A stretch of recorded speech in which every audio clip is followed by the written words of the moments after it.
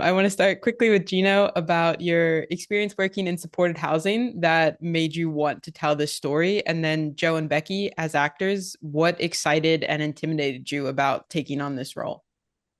Brilliant, thanks, Tina. So, yeah, I was teaching filmmaking skills in supported housing, and I just really got on with the housemates. They had a lot of issues, mental health issues, addiction, problems with family and that. But there was a lot of positivity, a lot of banter, chaos, and I felt they were always having a go, and there was a resilience, and that world is something that I thought would be great in film. So that's kind of what drew me to that. Yeah. And Cool. Becky, Joe? Um, do you know, it was one of the first sort of experiences in my life where when I first read the script, there's obviously parts that you really, really want to play at times. And then you read some things and you go, oh my gosh, I have to play this guy. And the first time I read Treading Water, it was like that, really. I'd never really before in my career probably played something that I connected with and understood as much, and played something that was so close to home. Danny is exactly sort of from the area where I'm from. And although he's different to me in some ways, I do relate a lot to him. And I did bring things within the performance, perhaps that were very sort of true to my own life as well.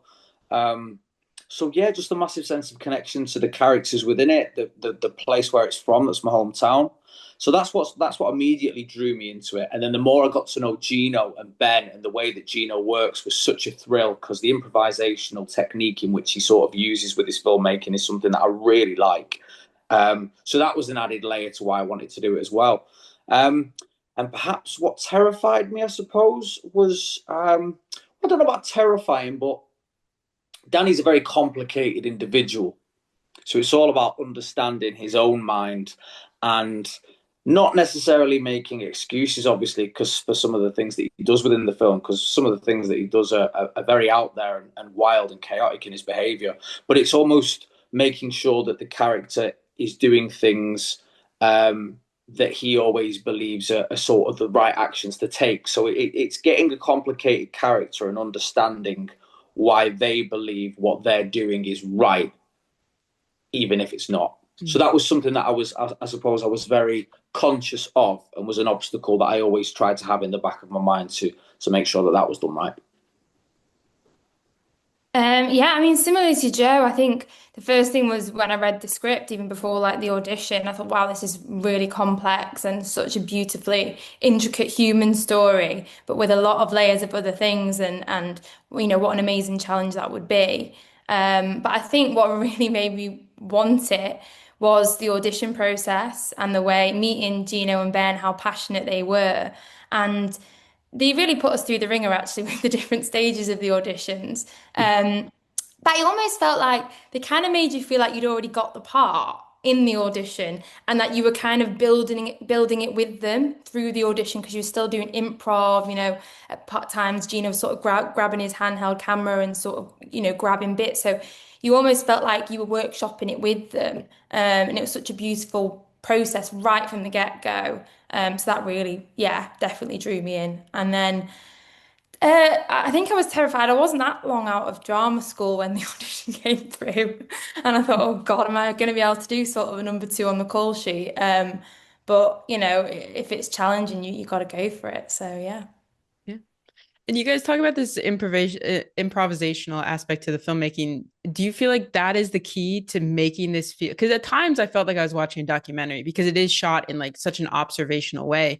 So do you feel like that relationship that you were able to build through the audition process and the improvisational aspect is what creates that raw feeling for the viewer? Yeah, Yeah. Oh, sorry. Do you want to go first, Jeff? no, go ahead, Gino, mate. You go, of course. Sounds. No, I felt it was that a combination of that, and also the fact that we did this audition and we worked on text, off text. We would almost go in between text and improv. Mm. And because we knew that the performers like Joe, Becky, Daryl, Darren could handle it, it felt like actually this is going to work. This is going to be the way we're going to get the most authentic. So you're right, the most authentic performances. But it was because they're so creative as well. The performers are so creative. So it starts like with the audition process because I think these guys could really handle that style of working. And then because they bring the text, the scripted text feels real as well. And I think it is because they're able to go seamlessly into, improvisation back into scripted, and it takes away that normal learned rhythm. So like normally I feel like you get a bit of a rhythm, but because things are changing each take, and we always wanted that uniqueness of a take. We shot on two cameras. We wanted to get that sort of, I don't know, that moment like you're capturing the moment for the first time. And yeah, and everyone was really, really, really good at working that way, including the crew as well. So glad that you said that you felt like it was watching a documentary at times. That's lovely to hear. Thank you. Yeah. Yeah. And back to what Becky was saying before with the audition process is that Gino and Ben made it clear from the off that, this was the story that they were going to tell. And this is how Gino works and how Gino's going to shoot it. So what they did brilliantly, which is something that, and Becky will probably say the same thing, which when you audition for things these days, the majority of the time, especially in the first instance of something, is 99% now you have a self-tape and you're left to your own devices of doing it in your living room and you send it off.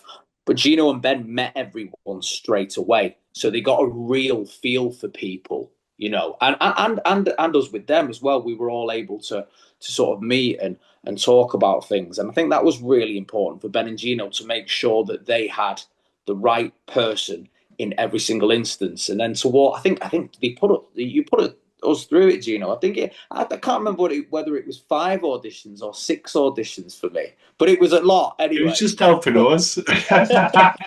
And then halfway through the audition, we were just getting that extra rehearsal time, weren't we? Yeah, you probably were. Thanks, guys. Writing it down, what we were saying. Do you know what? Actually, she's right. There, Becky's right. Some of the stuff in the audition, then it was so good in the audition, it went into the script. So yeah. Exactly, that's what I was saying. Getting to meet Becky and her to meet me and Daryl. We were improvising. I'm struggling with it now. Improvising within the audition, and we got to know each other like that. And then Gino, halfway through the audition process, had a round where do you remember that, Becky, where he actually filmed with his camera and stuff. So yeah, I felt that a lot of what Gino wanted to do was sort of, you kind of made your mark on it early on, didn't you? And you casted it exactly how you thought, you wanted it, and then we hopefully did what you thought we'd do. You did, 100%. And you guys it's interesting to hear you talk about like wanting to connect with the actors, and like wanting to find like the people that you feel confident in it, because it then kind of relates to the dynamic between Joe and Becky's characters in the movie, where they each, at least I felt like, are more interested in the idea of each other than who they actually are, like meeting at that point. So I was kind of curious if you guys could talk about the distance between the idea of somebody and the actual person they are, and how that affects both of Becky and Joe's characters. I feel like that's such a prominent thing that you've touched on there for Laura and who she was, because I actually, when I first met Joe, I thought, oh my God, he literally reminds me of all my mates from school. Like I know, like kind of, I get on with him straight away. And I think that was so important to her as a character, because what he provides for her is this piece of this time before she was, doing sex work, and before she was, under this coercive control, and, life had, smacked her in the face, I guess. And Danny has this, back to this kind of childlike connection of fun and joking, and they knew each other from school. And so I think not in a perfect world, but in her head, he messes it up by making it something other. She would love it to be this kind of nighttime fairy tale that keeps happening, and they're able to just have these moments. But actually, because it becomes stronger than that, it kind of mucks it up in a way, if that makes sense. But she wants it to continue as these little moments in the night almost. Yeah, yeah. I think Danny is reminded of it's probably a time when life was simpler for him before Laura, and almost has this really romanticized nostalgia every time he sees her. And obviously, we meet Danny, you know, without any spoilers, obviously, for the audiences coming into the film at a time in which he is sort of in a very fragmented stage of his life and he hasn't got a sense of belonging. And I think that he's trying to find something to hold on to, and he does have an addictive personality. So there is a metaphorical sense that is Laura this new sort of addiction that is able to save his life whilst he tries to drop the other things that he is addicted to. It's almost the same thing in his mind. She's almost his new drug. And again, yeah, is the idea of them being together, actually, more strong in the idea of something than actually the probability of things working out. Who knows? But what we tried to do as well, and this is back to how Gino works, is there is little moments within the film where you just think, that's why she likes him. That's why they should or maybe could be together. But life's complicated, isn't it? Yeah. And my last question for you all, it's striking that you chose to put in his, like, actually Joe's character Danny acting out the intrusive thoughts. Like that first instant of it is such a huge impact for the viewer. So I was curious if you could talk about why you felt it was important to actually see the visual manifestation of the intrusive thoughts as opposed to the parts later in the film when Danny just talks through what he is thinking in his head. I think it was to get the audience to feel like Danny. So it was kind of the structure of the film was designed to put that tension of what Danny's feeling into the audience and almost gives them that sense of empathy of the horror he's going through. So I felt like the first two intrusive thoughts were actually the worst, weren't they? I mean, obviously, the first one was the worst, but the second one wasn't far behind. And it's kind of then the idea is then the story takes over, but the audience are always on edge that something else could happen. And it does occasionally, but it sort of tapers off. And then you actually, I feel that hopefully the audience get an empathy of how haunted he is by his own mind and get an understanding of the OCD. And it's not covered in film very much, intrusive thoughts and OCD. So we felt like we wanted to do it justice. We did a lot of research, got a psychologist to really go over the script and tear it apart really, and then we put the things in. So we felt like hopefully it's as honest as it could be, and that's what we were going for. And hopefully the audience by the end of it get an empathy, a sense of empathy for what he's going through, as opposed to say the real life violence which Laura suffers at the hands of Warren, which is, that is brutal, that's horrible, and that's instant. And what's happening to Danny is a different thing. It's something that he's battling with and running from, in terms of he can't get his mind straight. And you join him, like Joe said, at a very, very low point, and that's kind of the journey, isn't it?